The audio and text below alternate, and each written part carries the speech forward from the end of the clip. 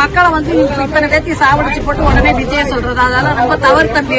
உங்களுக்கு நீங்க சிஎம் வந்தாருன்னு சொல்லிட்டு நீங்க பைபாஸ்ல ஒரு கிரவுண்டவே போட்டீங்க. அதுல பாதிய கொடுங்க மற்ற கட்சிக்காரங்களுக்கு பாதிய கொடுத்தா இந்த அசம்பாவியம் நடக்காத. மதுரை அவ்வளவு பெரிய சிட்டுக்குள்ள ஒருத்தர் சாவல.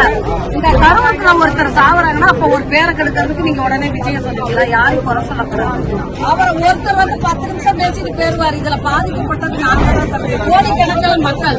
நாங்க எப்படி நாளைக்கு யாரு நம்பிட்டு எப்படி நாங்க ஓட்டு போறது? எங்களுக்கு எந்த ஒரு உரிமையுமே இல்லைன்னா அப்ப ஏடிஎம்கேட இந்த மாதிரி ஒரு அசம்பாவிதம் நடந்துச்சா? டிஎம்கேட இந்த மாதிரி அசம்பாவிதம் நடந்துச்சா? கிடையாது. விஜய் வந்து மதுரை போனாரு, திருச்சி போனாரு, நாமக்கல் போனாரு. மதுரை அவ்வளவு பெரிய சிட்டுக்குள்ள ஒருத்தர் சாவல.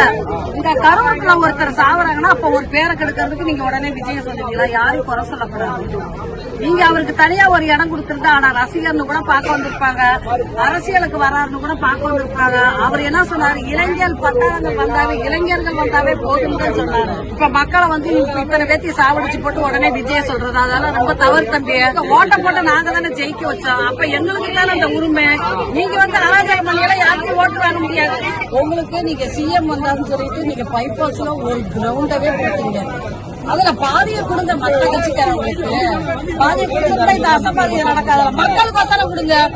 அவரை ஒருத்தர் வந்து 10 நிமிஷம் பேசிட்டு போயிருவாரு. இதுல பாதிக்கப்பட்டது நாங்க தான் தம்பி. கோடிக்கணக்கில் மக்கள். நாங்க எப்படி நாளைக்கு யாரு நம்பிட்டு எப்படி நாங்க ஓட்டு போறது? எங்களுக்கு எந்த ஒரு உரிமையுமே இல்லைன்னா எதுவுமே நாங்க கேட்க கூடாதுன்னா நாங்க எப்படித்தான் யாரெல்லாம் நம்பி இருக்கிறது சொல்லுங்க பாக்கலாம்.